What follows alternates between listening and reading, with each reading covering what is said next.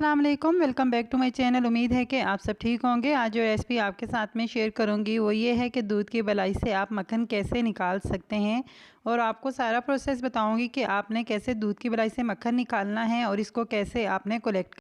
बहुत ही आसान तरीके के साथ आप मक्खन निकाल सकते हैं। जो दूध के ऊपर बलाई बैठती है इस तरीके से आपने उसको जमा कर लेना है और उसको ऊपर से उतार के रख लेना है।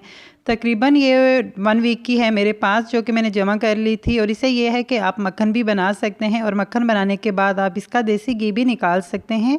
तो जो घर पर आप निकाल सकते हैं और बाहर से लेते हैं उसमें मिलावट होती है। तो इस तरीके से दूध जब आप गर्म करते हैं तो उससे दो फ़ायदे आप ले सकते हैं। तो इस तरीके से मैं आपके साथ ये रेसिपी शेयर कर रही हूँ। आई होप आपको भी ये पसंद आएगी और आप भी इस तरीके से ज़रूर इसको ट्राई करेंगे।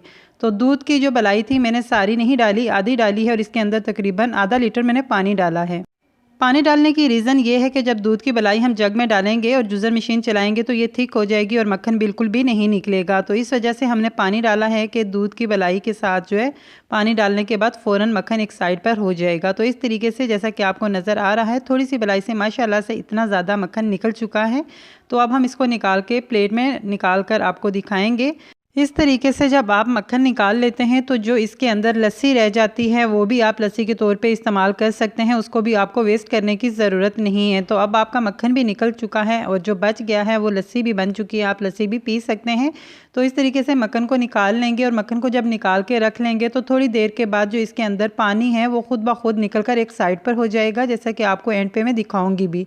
तो आधी दूध की जो बलाई मैंने डाली थी उससे तकरीबन 1.5 कप से ज़्यादा मक्खन निकल चुका है। तो इस तरीके से निकाल के आप 2 से 3 दफ़ा जब मक्खन निकाल के जमा कर लेंगे तो जब काफ़ी ज़्यादा हो जाएगा तो आप उसका देसी घी भी बना सकते हैं। वो भी इंशाल्लाह मैं आपके साथ नेक्स्ट वीडियो में शेयर करूंगी कि आपने देसी घी कैसे बनाना है। तो अब जो रह गया था वो भी मैंने ऐड कर दिया है और उसके अंदर भी मैंने पानी डाल दिया है।